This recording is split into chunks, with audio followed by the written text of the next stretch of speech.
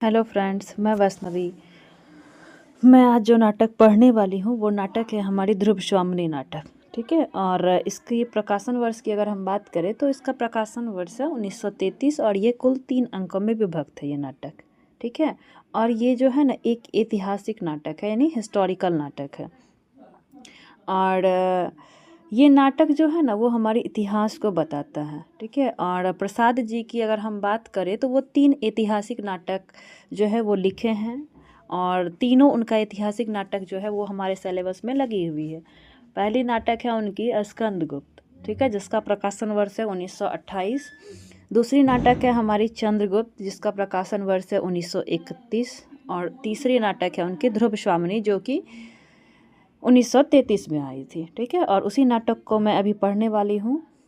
और ये नाटक जो है ना वो प्रसाद जी की सबसे पॉपुलर नाटक रही है। ठीक है, ध्रुवस्वामिनी। और इस नाटक में उन्होंने गुप्त काल के बारे में बताया है। ठीक है। और आप तो जानते ही हैं कि गुप्त काल को ही स्वर्ण युग भी कहते थे। ठीक है। और प्रसाद ने गुप्त काल के बारे में लिखा है। और गुप्त काल के बारे में जो लिखा है ना तो उसमें भी इन्होंने चंद्रगुप्त जो हैं विक्रमादित्य, उनके बारे में लिखा है। तो ये चंद्रगुप्त जो थे, ठीक है, इनके पिता का नाम था समुद्रगुप्त। ठीक है, जो कि भारत के नेपोलियन भी कहे जाते हैं। ठीक है। और समुद्रगुप्त जो हैं इनके 2 बेटे थे, एक रामगुप्त और दूसरे चंद्रगुप्त। ठीक है। रामगुप्त जो था वो इतना योग्य नहीं था। ठीक है। वो एक विलासी प्रवृत्ति का था, कायर था, अयोग्य था। ठीक है। वो चाहते थे कि मैं जब इस गद्दी से हटूं तो मेरा जो 2 पुत्र है यानी रामगुप्त और चंद्रगुप्त, तो इसी दोनों में से किसी एक को जो है इस गद्दी पे बैठाया जाए और यहाँ का शासक राजा बनाया जाए। ठीक है। तो वो चाहते थे कि जो है मैं अपना जो छोटा पुत्र है यानी चंद्रगुप्त को ही क्या करूं, राजा बनाऊं। ठीक है। तो रामगुप्त जो है उसको वो राजा बनाना नहीं चाहते थे, क्योंकि वो विलासी प्रवृत्ति का था, भोगी था, अयोग्य था। ठीक है, कायर था। और उसी वक्त जो है उस नगर में एक लड़की थी, ध्रुवस्वामिनी। ठीक है। तो ध्रुवस्वामिनी के जो पिता थे वो चाहते थे कि मैं अपनी पुत्री की जो शादी है वो गुप्त काल के ही जो राजा हैं समुद्रगुप्त, उनके 2 बेटे जो हैं रामगुप्त और चंद्रगुप्त, इन्हीं दोनों में से किसी एक से करवाऊंगा। ठीक है। और जो राजा बनेगा उसी से वो अपनी बेटी की शादी करवाना चाहते थे। और यही हुआ कि समुद्रगुप्त के किसी एक बेटे से, जो उस वक्त जो होता है ना चंद्रगुप्त का उत्तराधिकारी बनना तय था, कि चंद्रगुप्त ही बनेगा, ऐसा कहना था समुद्रगुप्त जी का। पर ऐसा होता है कि जो है ध्रुवस्वामिनी जो होता है वो चंद्रगुप्त के लिए उसके लिए सेट हो गई कि हाँ इसकी शादी जो है वो चंद्रगुप्त के साथ ही होगी। लेकिन कुछ कारण से क्या होता है कि समुद्रगुप्त जो होता है ना उनकी डेथ हो जाती है। ठीक है, उनकी मृत्यु हो जाती है। तो उनकी जो मृत्यु हो जाती है तो उनकी जो पिता की मृत्यु हो गई, यानी चंद्रगुप्त के पिता यानी समुद्रगुप्त की क्या हो गई, डेथ हो गई। तो अब डेथ हो गई तो अब दोनों भाई जो थे यानी रामगुप्त और चंद्रगुप्त, तो दोनों में से तो किसी एक को राजा बनाना था। तो उस वक्त जो है दरबार में एक महामंत्री थे शिखर स्वामी। तो शिखर स्वामी जो थे उन्होंने कहा कि उसके जो बड़े भाई हैं, ठीक है, और कहा भी जाता है कि जो बड़े होते हैं उन्हें ही पहले अधिकार दिया जाना चाहिए। तो वो क्या करते हैं, जो रामगुप्त होता है वो बड़े भाई के अधिकार की नियम की दुहाई देकर क्या करते हैं, छल पूर्वक धोखे से रामगुप्त को क्या करते हैं, सिंहासन पर बैठा देते हैं। और जो कि रामगुप्त उस सिंहासन पे बैठने के लायक नहीं था, फिर भी वो क्या करते हैं, उसको वहाँ का राजा बना देते हैं और क्या करते हैं, ध्रुवस्वामिनी के साथ उसका विवाह यानी शादी करवा देते हैं। ठीक है। तो हाँ, रामगुप्त से उसकी क्या कर दी, शादी करवा दी। ठीक है। तो रामगुप्त से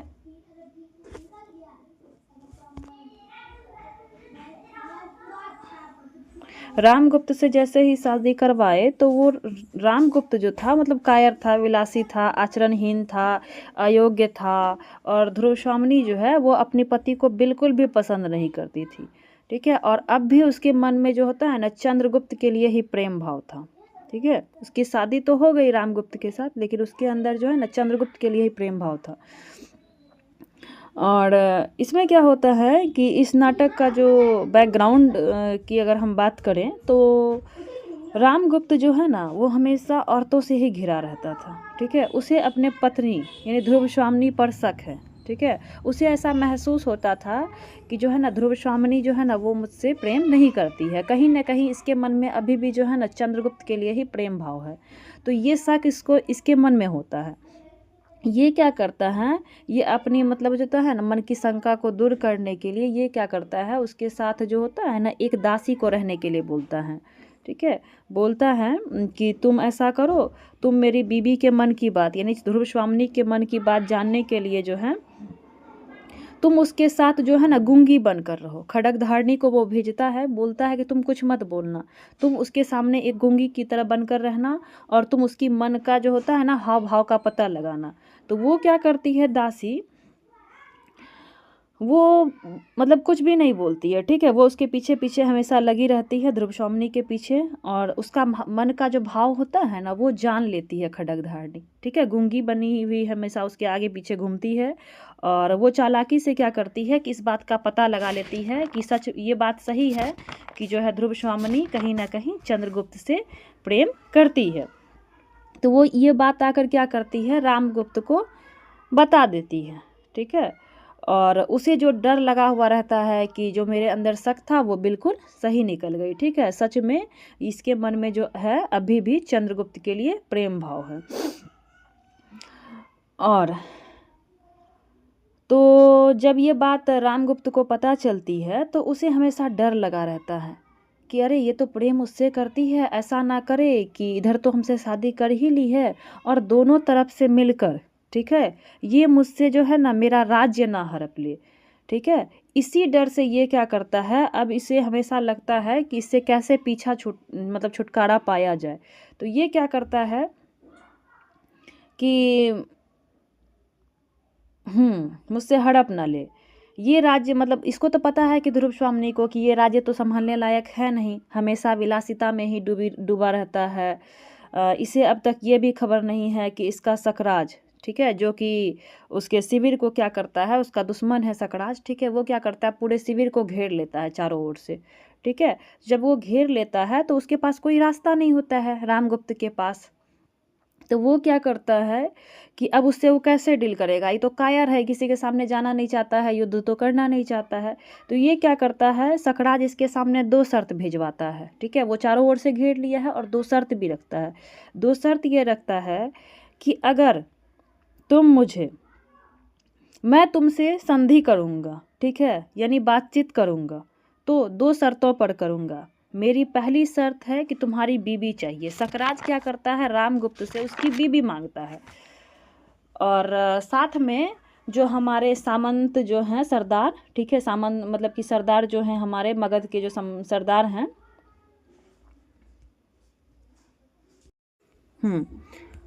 और साथ में वो ये भी बोलता है कि मुझे तो तुम्हारी बीबी चाहिए खुद के लिए, और मुझे जो अपने सरदार हैं मेरे, ठीक है, अपने सरदारों के लिए भी, ठीक है, मगध के सामंतों की बीबी चाहिए। यानी 2 शर्त रखता है कि मुझे तुम्हारी बीबी चाहिए और हमारे जो सरदार हैं उन्हें तुम्हारी मगध के सामंतों की बीबी चाहिए। तो रामगुप्त क्या करता है, ये तो है ही कायर डरपोक, ये क्या करता है, सकराज का दोनों शर्त को स्वीकार कर लेता है, ठीक है। और इसके मन में आता है कि चलो अगर मैं इसका दोनों शर्त को स्वीकार कर लेता हूँ तो एक तो मेरा बाहरी दुश्मन है ही सकराज, उससे तो छुटकारा मुझे मिल ही जाएगा, और साथ में जो हमारी घर की दुश्मन है ध्रुवस्वामिनी, जो कि दोनों ओर से मिली हुई है, हो ना हो ये मेरा राज्य हड़प ले। तो इस डर से क्या करता है, वो सोचता है कि दोनों से मुझे कैसे पीछा छुड़ाना है, ठीक है। वो क्या करता है, उसको बोल देता है कि ठीक है मैं ध्रुवस्वामिनी को तुम्हारे पास भेज दूंगा। और जब ये बात ध्रुवस्वामिनी को पता चलती है कि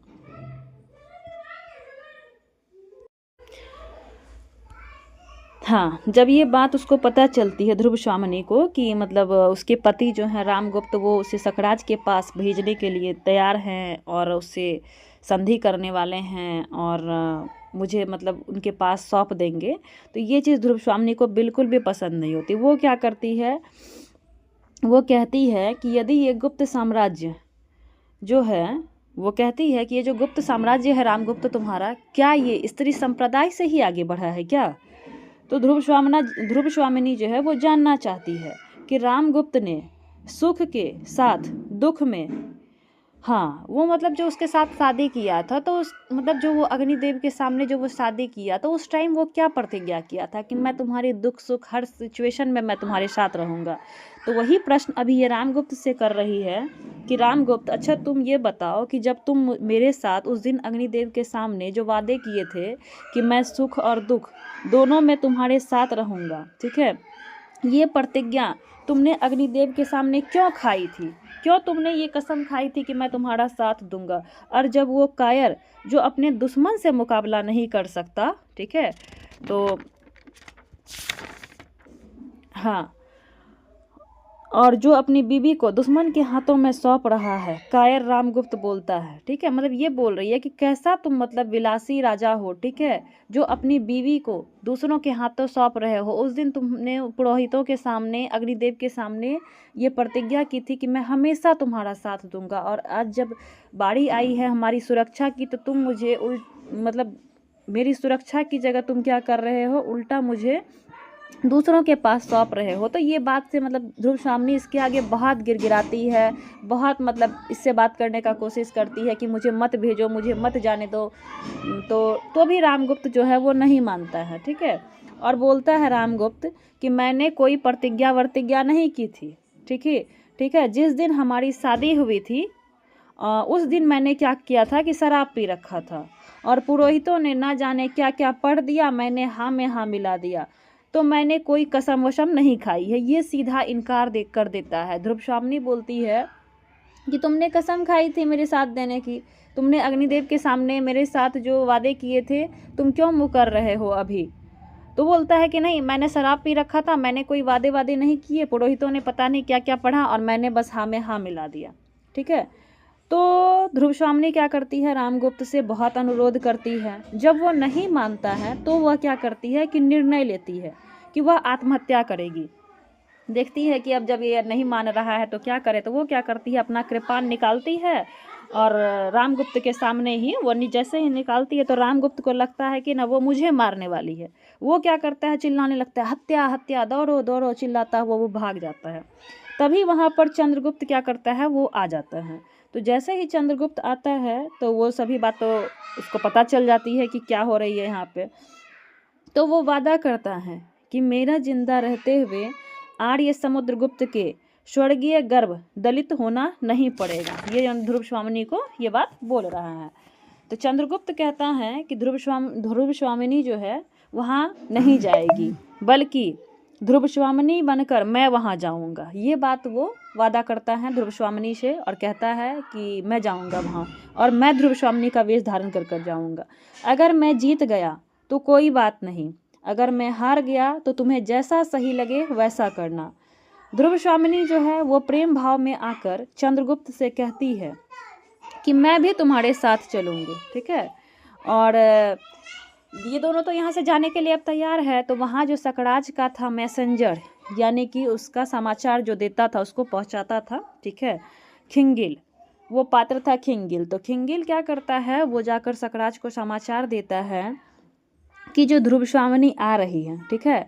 सकराज की जो रानी होती है, यानी प्रेमिका, उसकी खुद की जो प्रेमिका है कोमा जो है वो बोलती है, मेरे राजा आप ये ठीक नहीं कर रहे हैं, वो किसी की पत्नी है, एक पत्नी को पति से जुदा करके आप ठीक नहीं कर रहे हैं, अन्याय कर रहे हैं। और काफ़ी लोगों ने भी आपको मना किया कि आप जो कर रहे हैं ये गलत है, आपको ऐसा नहीं करना चाहिए। ध्रुवस्वामिनी मतलब बहुत रोकती है कोमा इसको कि आप क्यों मतलब ऐसा प्रस्ताव रखे और क्यों आप उसे बुला रहे हैं, मतलब ये भी इसके सामने बहुत मतलब अनुरोध करती है, पर ये नहीं मानते हैं। तो इसी बीच क्या होती है कि ध्रुवस्वामिनी जो होती है एक सुंदरी को लेकर वहाँ प्रवेश कर जाती है सकराज के पास, यानी उसके नगर में, ठीक है। तो जैसे ही ये वहाँ पे प्रवेश करती है तो क्या करता है कि चंद्रगुप्त जो होता है ना, वो स्त्री के वेश से निकल कर क्या करता है, लड़ाई करने लगता है उसके सामने। पहले तो वो जैसे ही देखता है कि दो दो सुंदरी मेरे पास आ गई है, ये तो पागल हो जाता है देख करके, अरे ये तो दोनों सुंदरी मेरे पास आ गई। तो इसी खुशी में क्या होता है, वो पागल होता है। इसी बीच क्या करता है चंद्रगुप्त, स्त्री का वेश से निकल कर क्या करता है, लड़ाई करने लगता है।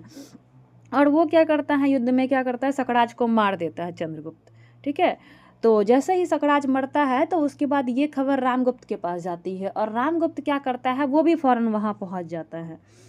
और जैसे ही वो वहाँ पहुँचता है तो फिर वो क्या करता है, वो क्या बोलता है कि ध्रुवश्वामिनी और ये जितने भी हैं यहाँ सैनिक, सबको मतलब बंदी कर लो, बंदी बना लो।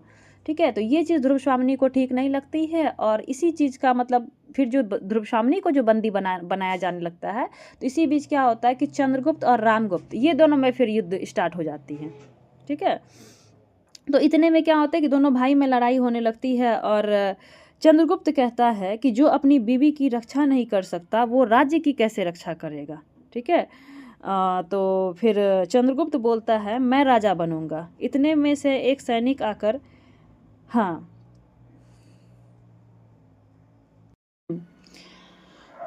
तो कोमा तो उसे रोकती ही है कि सकराज आप ये बिल्कुल भी ठीक नहीं कर रहे हैं, आप एक पति को उसकी पत्नी से जुदा कर रहे हैं। और काफ़ी लोग जो वहाँ होते हैं वो भी उसे मतलब रोकते हैं कि आप ये गलत कर रहे हैं। और इतने में क्या होता है कि ध्रुवश्वामिनी के साथ एक सुंदरी जो है वहाँ उस नगर में प्रवेश कर जाती है। ठीक है, उसके सामने आ जाती है। तो जैसे ही वो दोनों एंटर करती है तो ये जो होता है सकराज, वो तो खुशी से झूम उठता है, पागल हो जाता है कि अरे यार दोनों आ गई एक साथ। ठीक है। तो चंद्रगुप्त क्या करता है, वो तो स्त्री के वेश में गया था, वो क्या करता है, स्त्री के वेश से बाहर आकर क्या करता है, सकराज से लड़ाई करने लगता है। ठीक है। और जैसे ही लड़ाई करता है तो और क्या कर मतलब लड़ाई होती है दोनों के बीच, और सकराज को क्या करता है, चंद्रगुप्त मार देता है। ठीक है।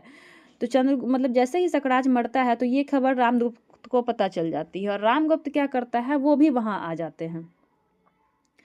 और वो क्या करते हैं कि वो बोलते हैं कि मुझे अभी महादेवी से यानी ध्रुवश्वामिनी से मिलना है। ठीक है। ये प्रस्ताव रखते हैं रामगुप्त। तो मतलब ध्रुवश्वामिनी मतलब मिलने के लिए तो तैयार नहीं थी। ठीक है। और इसी बीच क्या होता है कि मतलब जितनी सेना थी ना इनकी, रामगुप्त की, वो सभी क्या करते हैं, वो बोल देते हैं कि चलो इन लोगों को बंदी बनाओ। ध्रुवश्वामिनी हो गई और चंद्रगुप्त, इन लोगों को घेर लेता है। तो जैसे ही घेरता है ना, तो मतलब अब क्या होगी कि अब ये दोनों में लड़ाई स्टार्ट हो जाती है, चंद्रगुप्त और रामगुप्त में, दोनों भाई में आपस में लड़ाई होने लगती है। चंद्रगुप्त बोलता है कि जो अपनी बीवी की रक्षा नहीं कर सकता वो राज्य की क्या कैसे रक्षा कर सकता है। ठीक है। और चंद्रगुप्त बोलता है कि मैं राजा बनूंगा, तो रामगुप्त बोलता है कि नहीं मैं बनूंगा, तो मैं तो हूँ ही और मैं ही रहूंगा। तो ये बोलता है नहीं मैं राजा बनूंगा। और इतने में क्या होता है कि एक सैनिक आकर क्या करता है, रामगुप्त को क्या करता है, मार देता है। ठीक है। और इसके बाद क्या होता है कि राजा धीराज के नाम से क्या होता है कि ध्रुवश्वामिनी और चंद्रगुप्त की क्या होती है, विवाह हो जाती है अंतिम में। और फिर जो होता है अंत में दोनों की शादी करवा दी जाती है, चंद्रगुप्त और ध्रुवश्वामिनी की। और यहीं पे हमारी नाटक क्या हो जाती है, समाप्त हो जाती है। ठीक है। ये थी नाटक, मतलब जो पढ़ूंगी मैं उसका पूरा जो होता है ना, एक नींबू निचोड़ ऐसा कह सकती हूँ, जिससे कि आप समझ पाएंगे, क्योंकि ये ऐतिहासिक नाटक है। और ऐसे अगर मैं डायरेक्टली अभी आपके सामने टेक्स्ट को पढ़ देती तो शायद आप समझ नहीं पाते और रिलेट नहीं कर पाते। अब मैं जो ये बैकग्राउंड आपको उसकी समझा दी हूँ तो शायद आप अच्छे से उसे रिलेट कर पाएंगे और समझ पाएंगे। ठीक है, क्योंकि ये ऐतिहासिक नाटक थी इसलिए।